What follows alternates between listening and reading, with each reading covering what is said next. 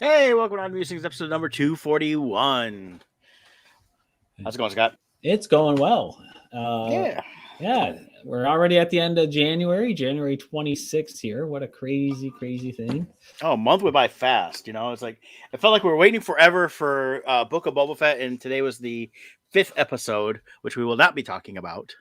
We will not, other than it is good. That's the only comment I'll make.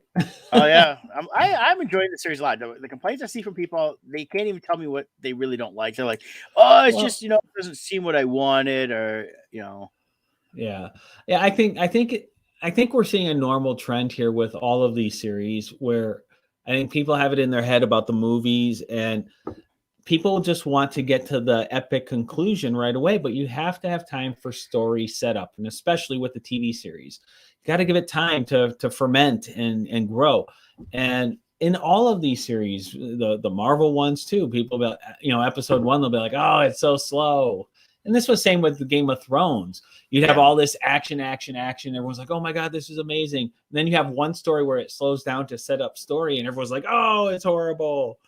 Now, granted, the last season was horrible, but that was because of writing. But when the pace changes, they're doing things for a reason, because you need that connection to characters, so that when the epic conclusion happens, you have a connection. I was thinking about it this morning when I watched the new episode, and I'm not going to give away from the new episode, but it rang in my head. It's like, okay, it's called the Book of Boba Fett, and if you treat all of what they've been doing with the Mandalorian in this, and probably the upcoming Star Wars series, as an actual book, these have all just been the chapters, which they call them chapters too. So you got to let it flow. I just reread last week Hitchhiker's Guide to the Galaxy. I hadn't read it in a long time, and I had ordered a copy of the hardcover they've got, which is a 42nd anniversary version of it. So I read it, and I've watched the movie from 2000 times over the years. I like that movie. I know some people don't. The original miniseries. The story changes from the original radio to the book to the different incarnations they've had in some ways. Still the basic story, but reading the book, I was like, oh yeah, I forgot about how they did this here and this here. It was different from everything I've been used to and all the other media. But at the same time, as I'm reading the chapters, it's like each chapter is revealing more and more. And I realized about halfway through the book, and they were just on the Vogon ship, and I wasn't bored. But it's just, you got to let things happen so they can tell the story. Exactly. So yeah, but I'm just gotta be patient. It pays off. Yes. Be patient. Yep. So I'm thrilled with it. I can't wait till we get onto the episode 4 conversation about last week, because that was epic as well. So that'll be fun to talk about too. Yeah, but we got some business to take care of real quick. We're going to start us off with Loringer Family Chiropractic Center, PC, located in Belleville, Michigan, and Dexter, Michigan. I'm showing where they're at in Belleville, Michigan here, right by the lake there, not too far. But you can definitely check them out there or in Dexter. And they take great pride in providing the finest chiropractic care to each and every patient, offering on-site digital x-rays, massage therapy, orthotics with foot levelers, young living essential oils, aromatherapy, all in a family-oriented environment. Give them a call, 734-697-4244. Visit them online at LoringerFamilyChiropractic.com. We always have links at our website. And, of course, right here at Loringer Family Chiro on the Facebooks. So definitely check them out there. And I'm telling you, it's you got to get healthy. And this is one of the ways I find myself staying healthy, especially in this cold weather I've been working in the last several days, delivering the groceries for shipped, and that it definitely takes a toll on the body. So definitely check them out, and we do appreciate their continued sponsorship with us. For sure. We got Kevin chiming in. Hello, gents. Hey, Kevin. Get to see Kevin here in a couple weeks. Looking forward to that. So, yep. Well, and then maybe what I'll do is, as a quick update before we get to our Team Titan sponsorship, is the physical artist proof copy has arrived, and it's really good. I'm very happy. Ready Comics, as always, has done a phenomenal job with the printing quality. So show you some of the interiors there. So can't wait for you guys to get this in your hands. So since you're going to be seeing Kevin in a couple weeks, what I'll do is when we meet up, I'll just bring your supply of Crimson Shadows 3 and his as well. That way, fantastic. We can get that into his hands as well. But yeah, so all the artist proofs, the digital proofs, everything's been approved. So it is in the printing process now. They charged my credit card last night. So that is official. So I'm hoping in the next week, maybe 2 weeks with ground shipping to have it. And then we'll start fulfilling our orders. So we're right on schedule. Everyone will get it as promised in February of 2022. Yep. So. Kevin and I are going to be at the Northwest Indiana NWI Comic Con. It's going to be February 12th. It's a Saturday only show. Yeah, so we should have those in time for that. Yep. I forgot I applied to it, and then I get an email saying I was in. I was like, "Oh, okay." And then so did Kevin, and Brian Gabrinsky is running that one. He's on my Facebook, so looking forward to getting out there, checking out that show, and then we'll be doing them. You got Great Lakes, right? Great Lakes at the end of February, and then the following week I'll be at the Hall of Fame show with Kevin again for the in Elkhart, Indiana. Nice. So we got a few upcoming ones, and after that, the next one is scheduled is Indiana Comic Con. So I got a lot of Indiana shows this year. Yeah. They fell kind of need a couple different places, and looking forward to that. Looking forward to getting the new books out there for you guys to check them out. It'll be a lot of fun. So for sure. Yeah. All right, and our other sponsor. Team Titans Real Estate. Why? Because you matter. That's right. At Team Titans Real Estate, Jill and I, we put our relationships with the customers as our first and foremost priority, because, as we always say, if you take a cookie cutter approach with your clients, you're going to have a cookie cutter results, and that's not what you want. You want to maximize your results. So here, people are always asking us, what is the market doing? What is the good time to sell? A lot of people want to wait till spring or summer. And here's the thing, we're in a rare position where like this last couple of years, it's been such a hot market. It's been a great time to sell, but on the buy side, it's been brutal. We're now entering a stage where it's the best time to do something sooner than later, no matter if you're the buyer or the seller. And here's why. We are in a situation where they are projected to increase interest rates multiple times this year. They've announced it through the Fed. With inflation going higher and higher, that's expected to, they have to increase rates to offset the inflation. That's how it works. It's just a natural laws of physics of money. So in doing so, the usual offset to that is a drop in pricing for houses, because the buyers can no longer afford as much of a monthly payment, which means they have to look at lower price houses.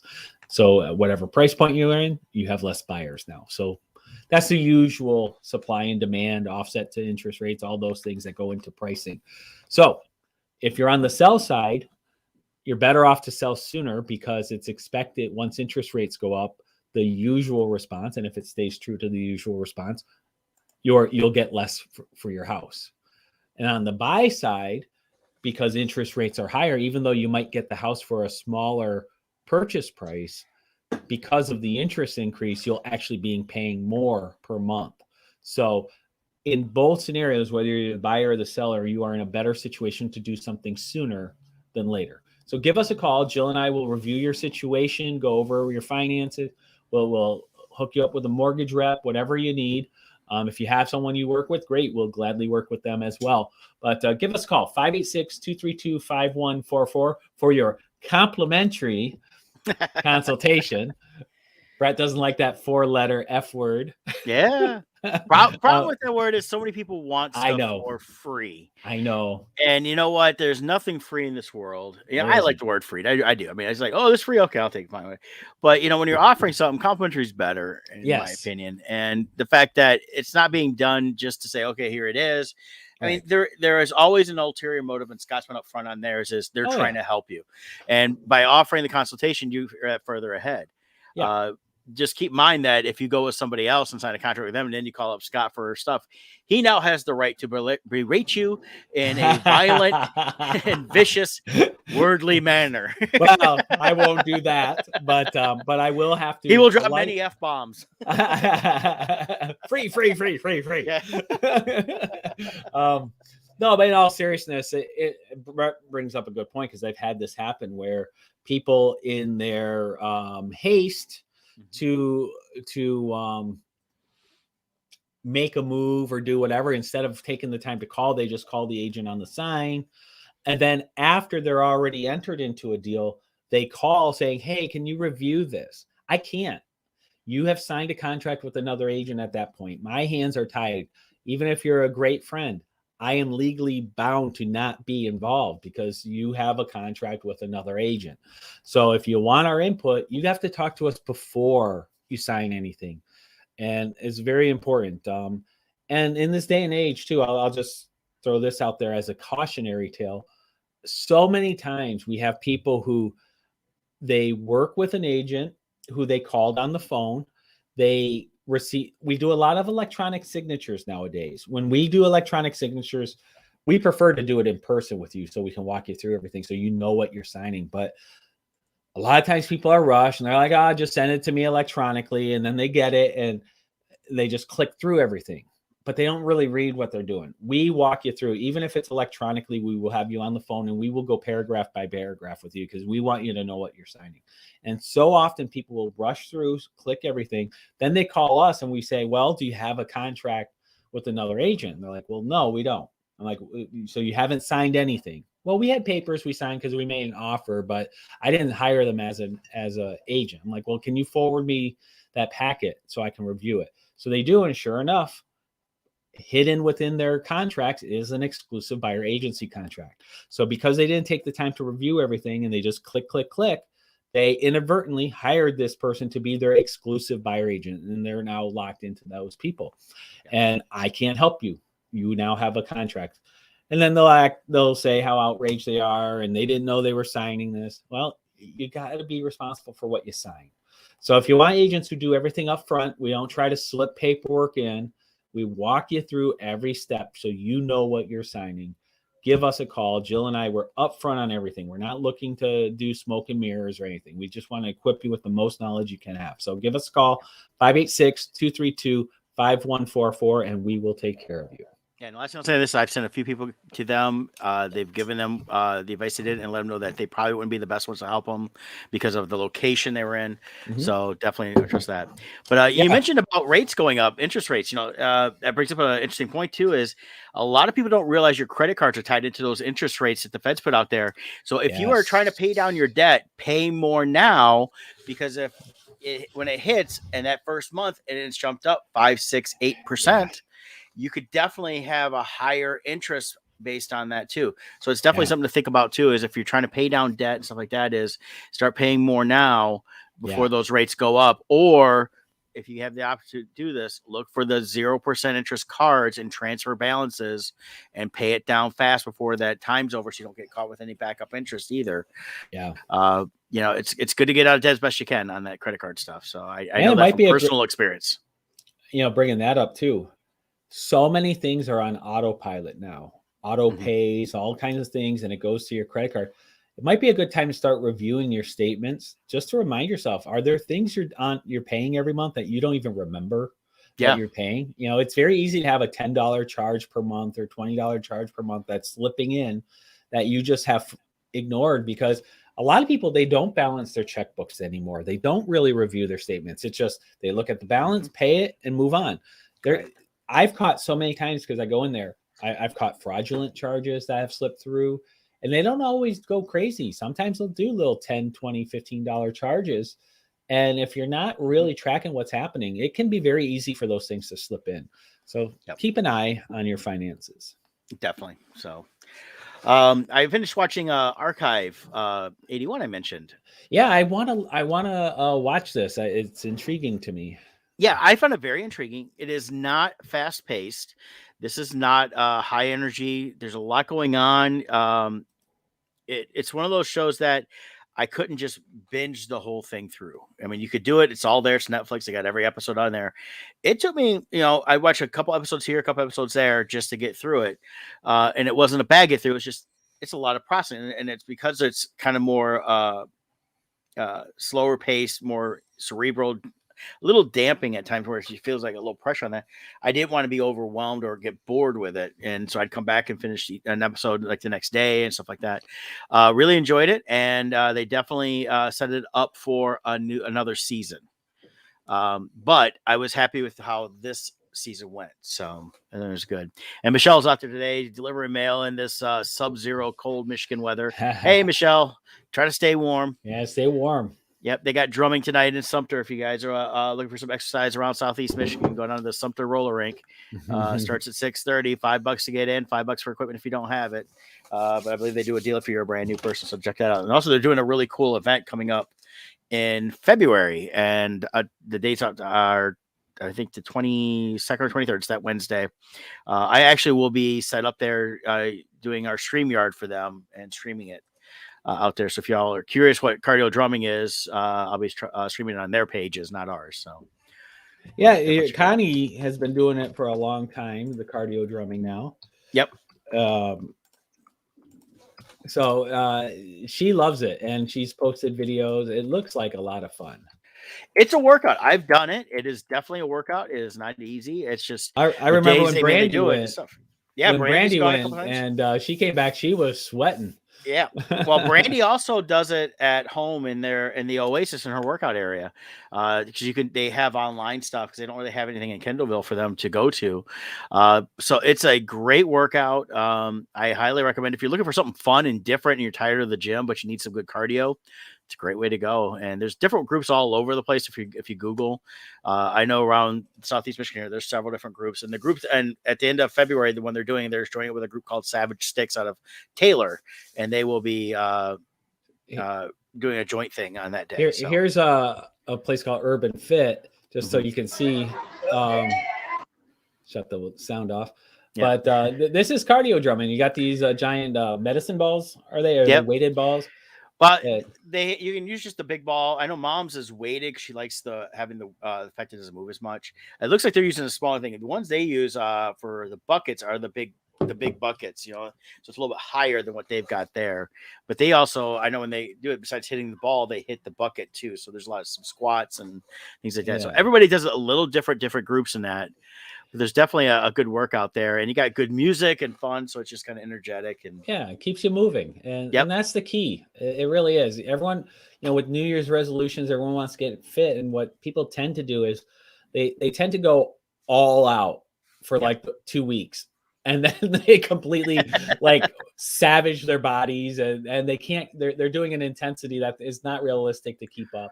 And the reality is, consistency is more important than insanity. And this is a fun way to do it. And through Connie's experiences, you end up having fun, and you get to know the people in your group, and they really bond. Yeah, Michelle likes to get peeps off the couch, and that's what she does. And then Nikki, who is her co-leader for the drumming and leads mainly on Mondays when Michelle can't get off work, but she co-leads the rest of the time. Nikki will talk about how much she lost weight-wise. She 100 pounds or something like that. You wouldn't know if you saw her. You said, "Oh, she's a tiny thing." Well, she was 100 pounds heavier when she started doing cardio drumming a few years ago. Yeah. So it's definitely a good thing to get going along with working on your diet and things like that. So highly recommend it. I mean, recommend anything. It's going to help you be healthy in that. So just do what you got to do for yourself. But they do a great thing. And I can attest, if you want to jumpstart your weight loss, get COVID. I lost 11 pounds in a week and a half. So that was good. Yeah, I don't recommend that. So I'm not going to be endorsing the COVID diet. It does work, though. I know. I figured the COVID lockdowns gave me 20 pounds. So it's only fair that COVID took away 11. Yeah. But on a sad note, though, with COVID, we lost Meatloaf and found out that he passed away of COVID. Well, he did, but he had other issues. He had many other complications. But COVID was the last thing that hit him in that. Yeah. So, and he was fine with that. He was on record saying, if it kills me, it kills me. He'd rather that than being locked down. So, but Meatloaf was such a great performer. Yeah, he was at the Motor City Comic Con in October, and I wish I had been there. I was in Indiana. And I can't wait to see someone I've always enjoyed as an artist and as music and acting. Yeah, his national anthem from the All-Star game back in '94, I think it was, has been making the rounds, which was just so good to hear. He was like, I don't know how to put it. Maybe he was an operatic rock star. Like it was so over the top, his performances, and he made it almost like a story in an opera. The way he performed, and it was really good. I've always loved his songs. He was a storyteller. There's a Yeah. lot of great artists out there, musicians. If you really pay attention, there's some really great storyteller artists, like Meatloaf. Meatloaf had that mix of like a rockabilly with ballads, with a little heavy metal and all kinds of stuff, as well as theatrics, because he did have a musical theater background. He had done Hair in Los Angeles. That's how he got discovered from like '69 to '71. So he'd been around like that. But then you look at other The artists, Rocky too, Horror like, Picture Show too. yeah, that launched him in the superstardom, because he had done. I found out they had a Sirius channel over the weekend that was dedicated to him for a few hours each day, talking about his life and music and that. And he had done, I forget, I'm blanking on the person's name, but he had done an album in 1971 that came out and had a top 100 hit, and that was kind of his first album. It was him and somebody else.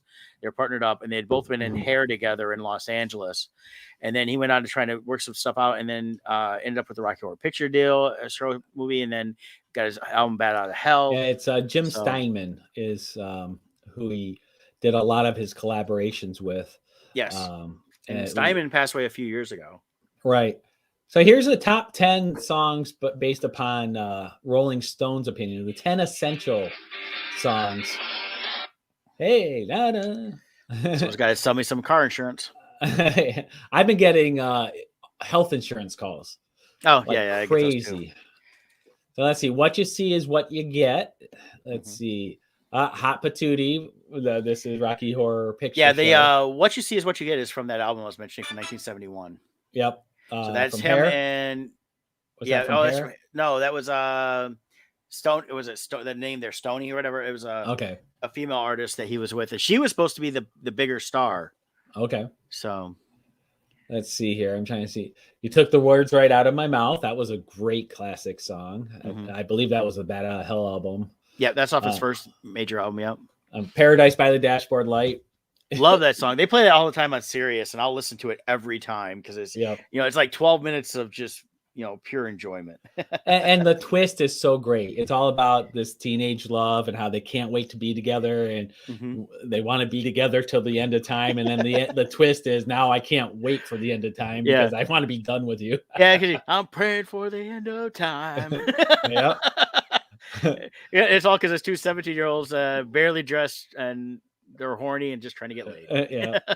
2 out of 3 ain't bad. That's another great one. Yep. Yeah, Michelle knows all the words. Yep. Yeah, 2 out of 3 ain't bad. They've been playing that a lot lately, more on the Sirius. They hadn't done that one. That's such a great song too. And it's funny when you listen to his songs, it's like, there's a lot of just interesting takes on relationships with them versus just being a straight up, love song or something. Right. Dead Ringer for Love. That was his duet with Cher. I'd do anything for love, but I won't do that. Everyone always asks, what is it that he won't do? Yeah. The answer is it's actually the verse before each, the lyric before each time he says it is what he wouldn't do. But he had a funny story how his partner Jim there, he does the writing for it. He's like, I don't think anyone's going to understand this. And Meatloaf's like, what are you talking about? They'll know what I'm talking about. And he's like, well, I was wrong. No one ever knows. Let's see. I'd lie for you, and that's the truth.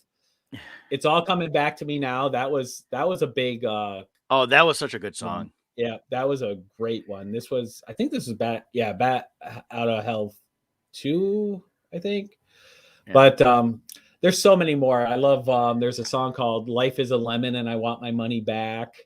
There's one where it's about this kid. He kills his parents using his Fender guitar, and like he would always have like these like intense twists to the stories where it was almost like the series Black Mirror, where it's a twist on reality. That's like what his were. He was like the Black Mirror of rock songs, where he would put these like cool twists into the lyrics and just make them fun. Yeah, he he got Jack Black put a nice thing out because he played Jack Black's dad in the Tenacious D Pick of Destiny movie from 2006. Mm. And it's always funny because he's this rocker and he's playing this hardcore. You can't listen to rock; it's the devil's music, tearing all his stuff down. And I love the kid that got to play Jack Black because they look like Jack Black.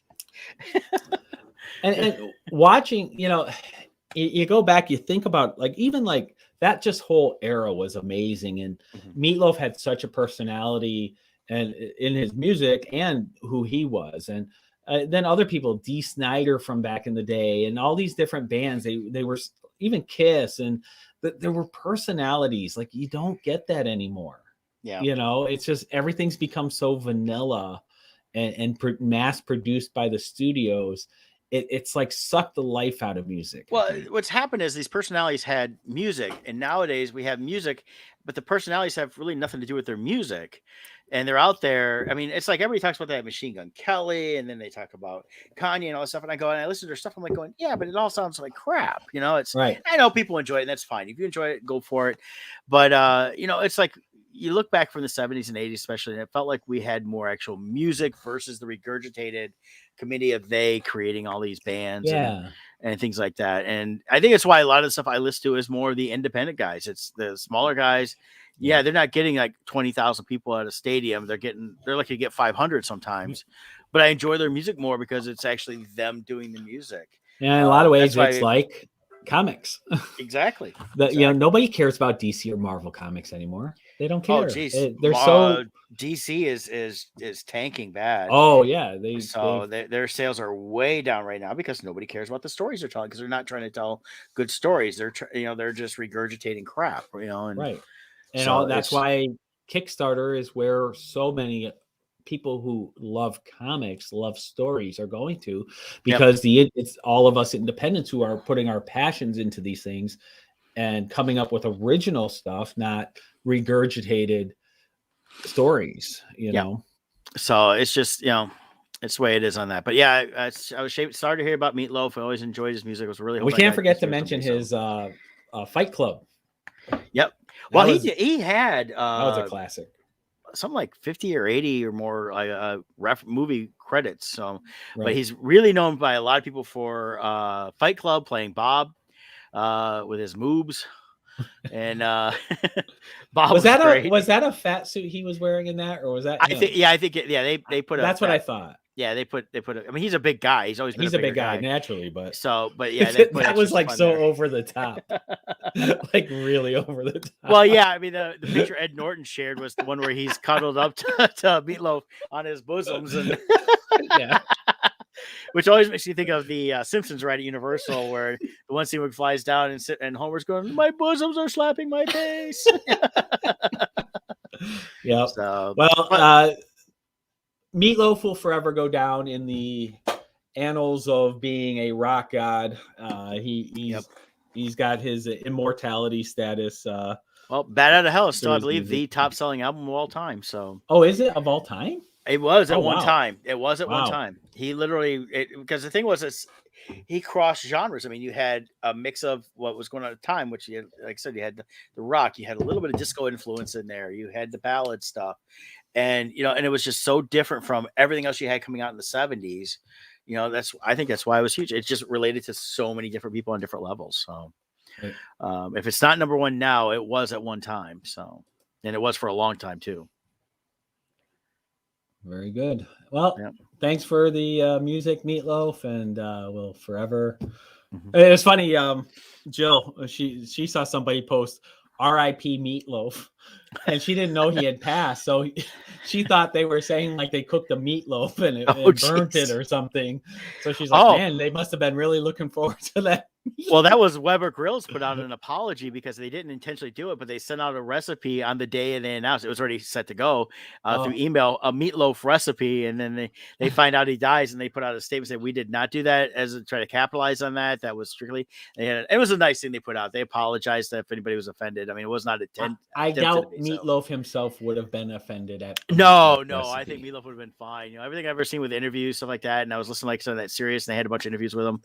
He sounded like just a heck of a guy to be able to hang out with. So, Yeah. So he'll definitely miss all over, and you see nothing but good praise from all the people that knew him. So that, and then we lost him. We lost Bob Saget and Betty White. So it's There's enough. been Sidney Portier. Sidney Poitier, yes. Now Sidney Portier and Betty White, they were up there in age. Yeah, Sidney was So in his it's 90s too, and stuff and like even that. Betty So. White, did you see the last video of her? I think it was December 20th or something like that. You No. could tell age was hitting her rapidly Mhm. these last couple months there. So, I mean, her voice had weakened quite a bit. Well, she had a stroke somewhere around just after that video was made, Yeah. around that time. So she'd Yeah. had a stroke, and that's what they said actually. So, I mean, she was almost 100. So, I mean, she was up there. But Betty White Yep. was another great one who, looking back, I always, when I'm in the office here, we have a TV here, and I have it hooked up through an HD antenna. Mhm. So I get this network called Buzzer, which is all like old game shows from the 40s, 50s, and 60s. Love it. Betty White is always on those as a guest. So I always enjoy seeing Betty White. She had such a great sense of humor. Yeah. One of the things that disappointed me with the whole Betty White thing, though, is everyone's talking about her career. None of them would mention Lake Placid. Lake Placid was key in reviving her career in her later years here. Everybody that, for the major people don't mention it, but all the fans, I saw tons of posts from fans, but all the major networks that they always focus on Golden Girls, and then they focus on the one she did with Valerie Bertinelli a little bit. Right. And I'm like, yeah, but she did Lake Placid. I mean, she popped up all over the place. But Lake Placid is what gave her that sassy old lady vibe that gave her this whole new. Oh, it broke the mold from Golden Girls. Golden Girls, she was always this sweet, kind of, imbecile-ish type person, but Lake Placid, she was kind of like she reminded me of an aunt I had down in Kentucky, and she was always kind of like Rose from Golden Girls, but then later years she was like the Lake Placid Betty White, where she basically, a couple of others ticked her off. They started walking over. She goes, "You can turn your son bitch ass around now and walk that way. I don't want to talk to you ever again." Right? Because she didn't put up with nothing. For sure. So I want to just put out there, Lake Placid was, I think, the pivotal. She's feeding the alligator. It was a pet to her. It was great. Yeah, and if you didn't see Lake Placid, it's like a 50-foot alligator. It's like insane. It's huge. Yeah, check out Lake Placid. It was a lot of fun. So. It was fun. That to me is the Betty White 2.0 that redefined her, that gave us the Super Bowl ad that everyone talks about and everything else. That I think it came from Lake Placid. Yep, definitely. So good stuff. Good stuff. Yeah. So we had, let's see, before we get into Book of Boba Fett, since I think that's the main course, let's talk a little bit about the Harry Potter 20th anniversary.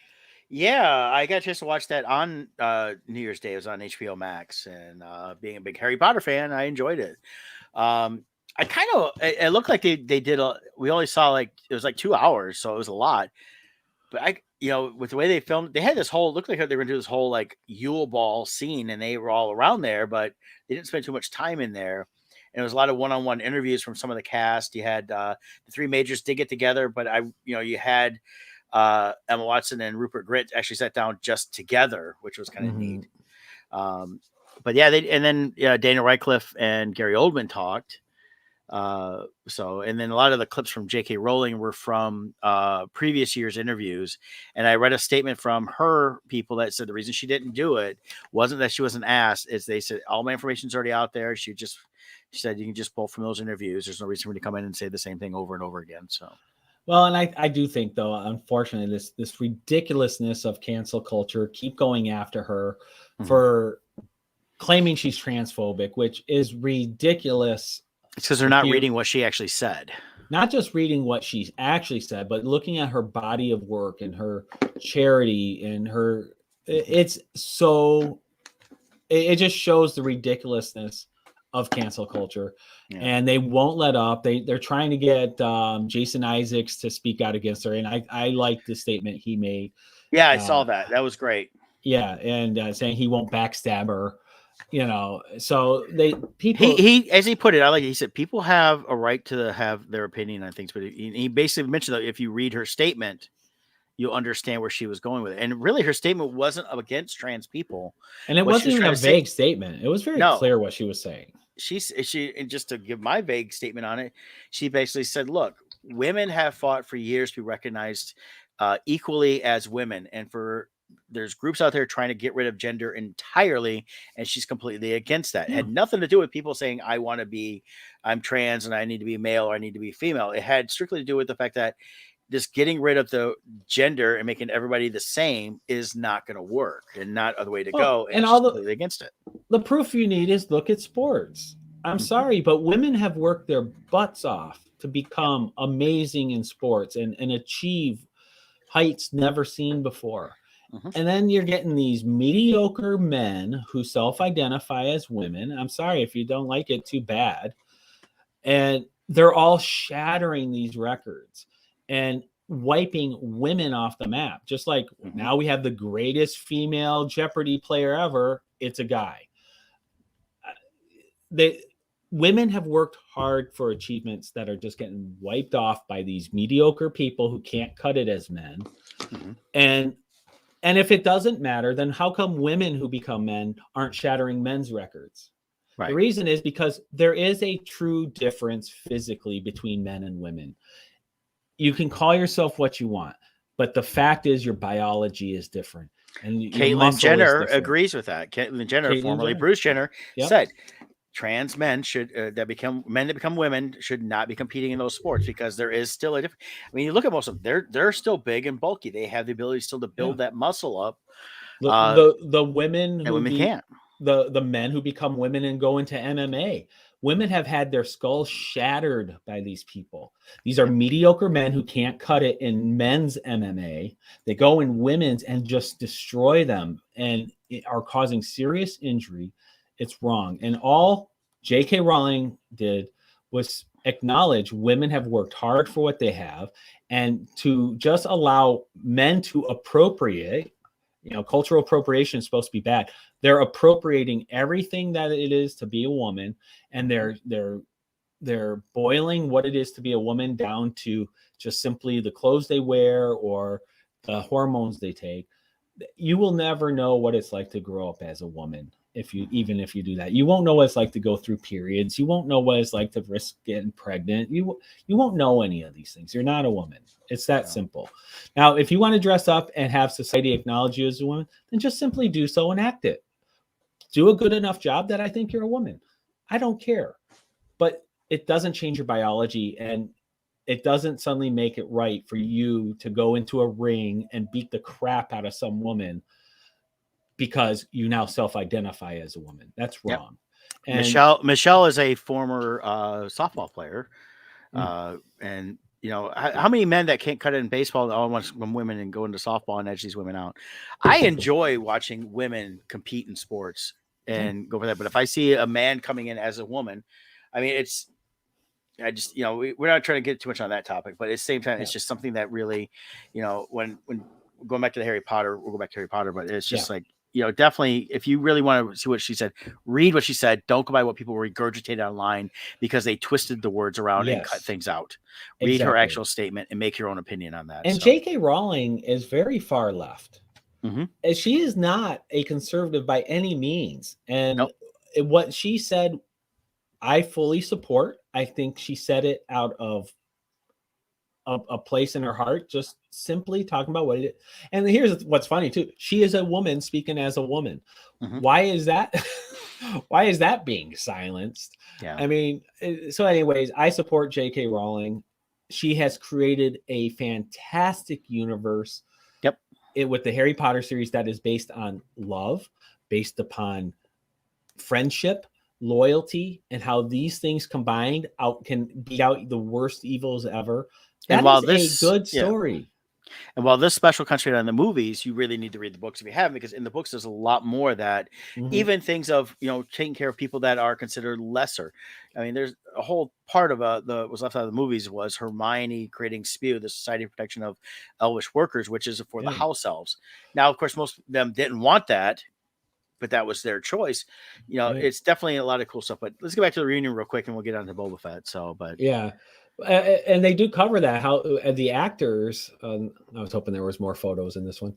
The actors said how many people they've encountered in their life who have felt marginalized or abused or isolated, and through Harry Potter, they have some character they can identify, whether it's Longbottom or Hermione or Ron or Harry. Mm-hmm. People have been able to find a way to attach to people in these movies, and it's gotten them through so much. And what a big impact that has had on these actors as they've gotten older, and they can now appreciate that. Now, yeah, they're all hitting their 30s now, and this is they're all hitting the age where close where they would be at the end of the Yeah. seventh book, 19 years later almost.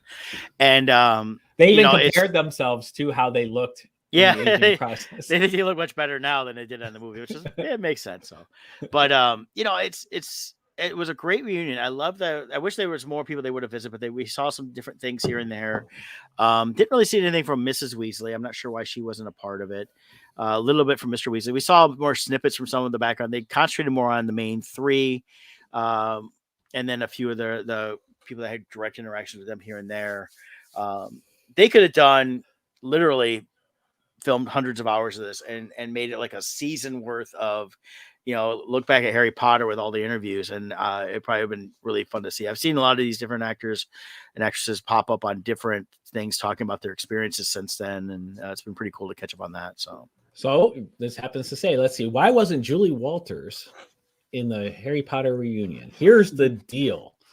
As it turns out, let's see, she's semi-retired. As it turns out, her absence in the special is most likely part of her semi-retirement from acting. So, let's see. In 2020, she told the Times that she has retired from acting. Oh, I didn't realize this. She has stage 3 bowel cancer. Oh, okay. And so she's been battling that. Let's see. Oh, this is interesting. She asked her oncologist, what do you think caused it? And according to the oncologist, he told her he thinks acting caused it because of the way I approach it. It's very stressful. I'm sorry, I don't mean to laugh at her condition, but that just sounded funny. I've never heard. So stress, I guess, is what I would say saying? stress, maybe, yeah. But she's also over in England, and their medicine when it comes to dealing with cancer is write your will. It is. It truly is. So. It's tens of thousands of people die every year from being starved to death and denied their saline solutions and everything else. It's horrible, but that's what you get when you have free healthcare. So keep voting for that. So anyway, so she's been battling stage 3 cancer. I'm sorry to hear about that. That's too bad. I liked her in the Harry Potter movies. I don't really know her from anything else. But I always enjoyed her in that, and it was definitely a character I enjoyed seeing when she popped on stage. I know when it comes to the Dursleys, Mr. Dursley passed away several years ago now, so he could have been part of it, but they didn't have them on there. I know towards the end of the movies, the people that played the Dursleys were upset they weren't included in that, but that had to do with time more than anything because there was so much story to tell. They only had a few hours to cover, what should have been literally tens of hours. So. What's interesting is you get used to people by their character. This is her in real life. Wow. Which she could walk right by me. I would never know that was Mrs. Weasley. Yeah. So, but that's what they are. They're actors, and you can definitely see it in the face that's her, but she looks so different without all the red hair. Which is funny. Barely any of the Weasleys actually had red hair, like the twins and. I think Ginny Weasley. I think her hair is actually red. Yeah, her and Ron. Yeah, I don't think Mr. Weasley has red hair naturally. I'm not sure. But so, anyways, there she is in her real self. But it's a cool special, so check it out. I like the interaction. We get a little insight into their personal lives since then. I know Emma Watson has stepped away from acting to work on other projects, and she doesn't get too much into that. Just but she does talk about this. I think this was also. She mentioned a few years ago about how much it was just she wanted to step away from all that because of the Harry Potter aspect. But at the same time, this was I think a healing thing for her to get back with everybody and talk a little more and visit it again and realize the impact that she's had and talk about the impact she's had on girls. 'Cause, I mean, if you look at the character she played, I mean, the character was what they call a mudblood, which was like using the N word here in the United States.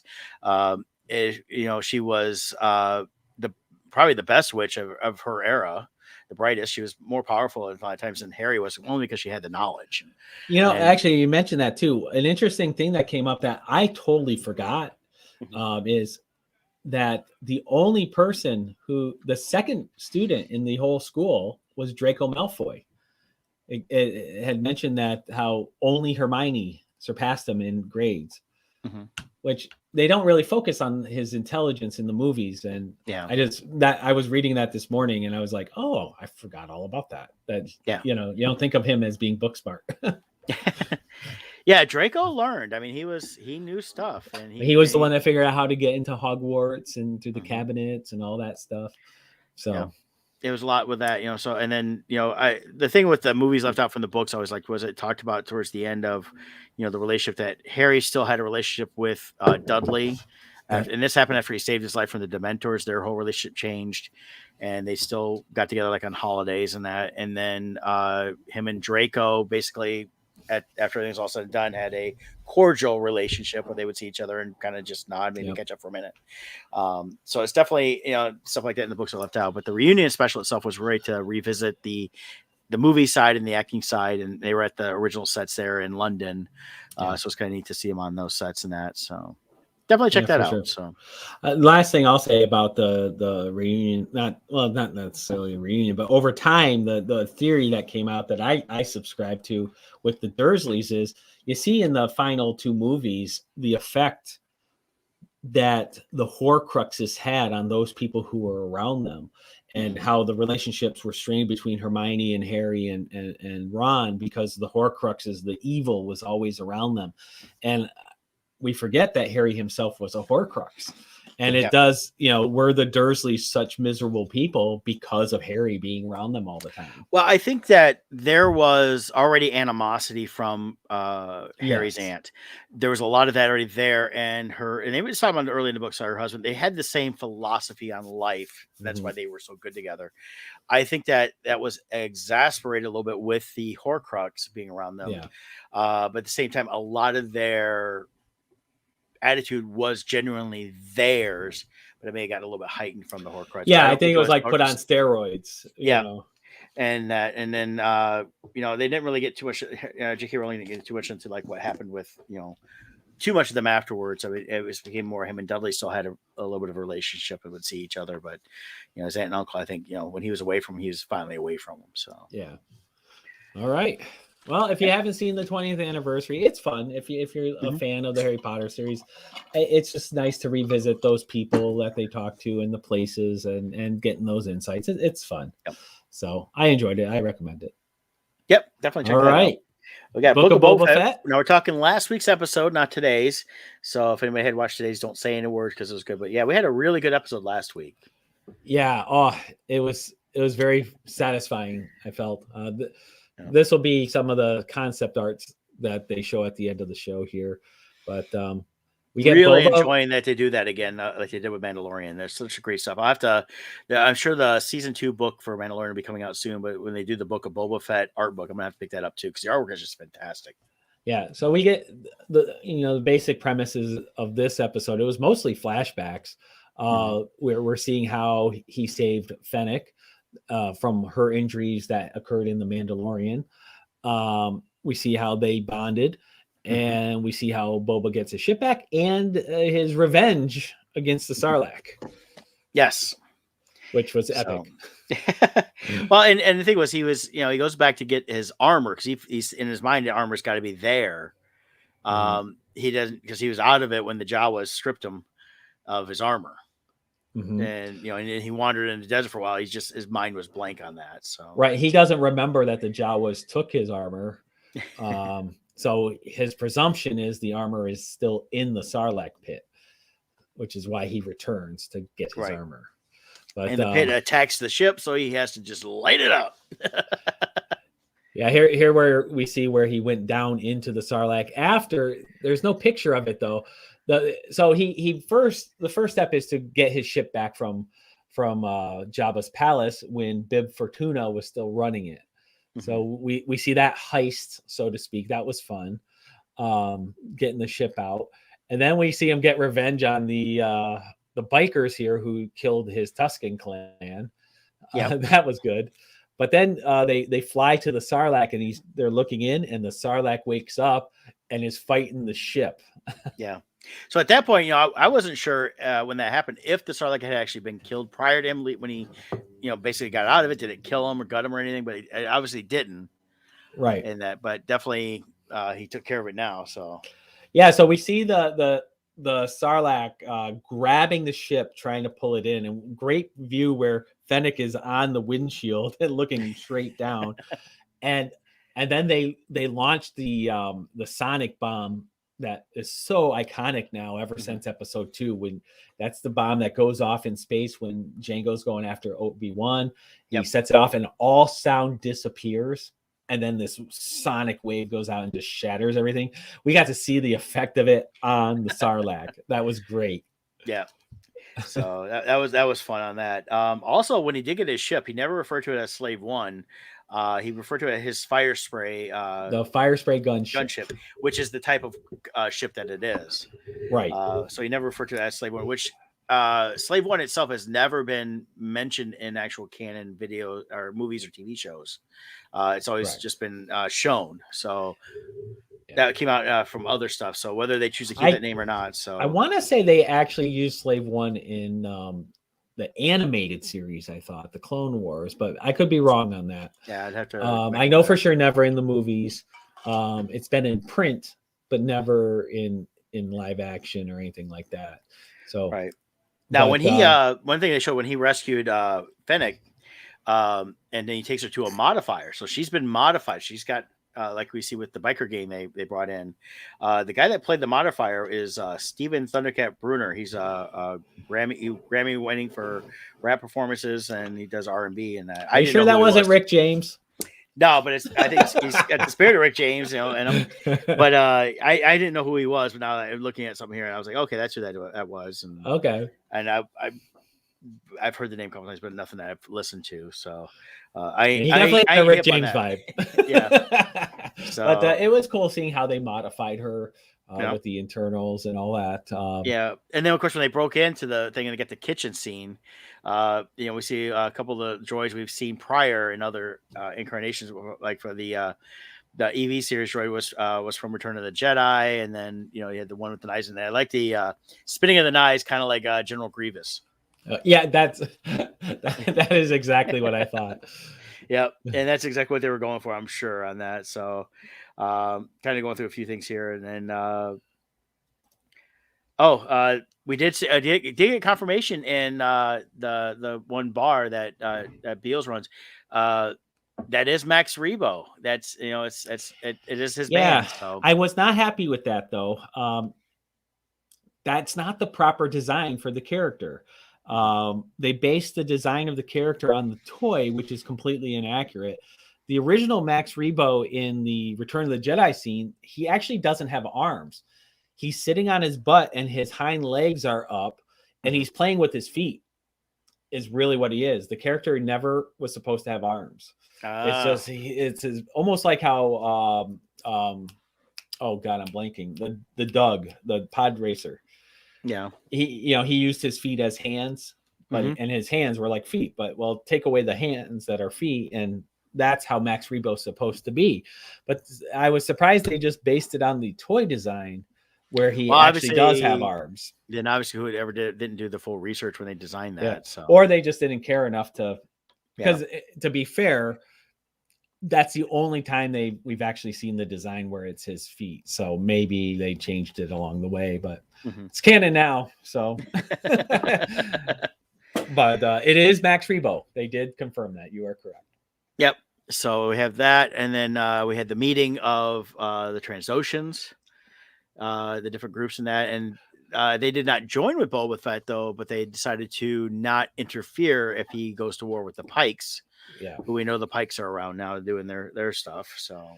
And then we also have Boba Fett is officially done with his back to treatment, so all his scars are gone. Yep. So Tamara Morrison doesn't have to go through all that makeup. Yeah, he can I be saw himself. a great thing. It was supposed to be Deadpool asking where he can get one of those, and asking Boba Fett, and Boba Fett said, "Oh, how bad is it?" And he shows a picture of scars. It's like, oh yeah, Yeah. What I like though is having him in his natural look. It feels like Django, Yep. which being a direct clone of Django, I'm glad we got that vibe now. He looks more natural to me versus with it looked off, all the scarring, the way they had it. And so I'm glad he's fully healed now, so that moving forward, I can see Django in him. So yeah, makes more sense on everything on that. So that'd be fun. So, but yeah, definitely was a fun episode. This week's episode was brilliant. I have a feeling I'm gonna be watching that one again. we got to see Black Kristen, the Wookiee bounty hunter. Yeah. We saw him in action. He took on those Transdoshans. Had a bar fight. Yep. So now for people who don't know, Wookiees and Transdoshans are natural enemies. The Transdoshans would enslave Wookiees and sell them. So Wookiees hate Transdoshans. Yeah. So that's part of the background and why he did that. Yeah. Now he was offered a job by Boba Fett. We don't know for sure if he's going to take it yet. I have a feeling he'll be back. Oh gosh, yeah, he's a great character. I'm excited to see him around more. He's just so huge. Yeah, it really makes Chewie look small. Yeah, that'd be interesting if we got him and Chewie in something together. That'd be kind of fun to see. Well, and supposedly we still have the rumor that Harrison Ford filmed some scenes for this, and they're going to de-age him. So whether it's going to be him in that time period, because Han Solo is around at that time, right, or through flashback, we don't know yet. Yeah, it'd be interesting to see because what do we got? We've got this. Today's the fifth. We got 2 more episodes after today, I believe. 7 episodes. I thought it was 8. Yeah. Is it 8? 7? I don't remember. Yeah. Book of Boba Fett episode. Let's see. It says, where's the episode count? It says episode count. I don't see the count.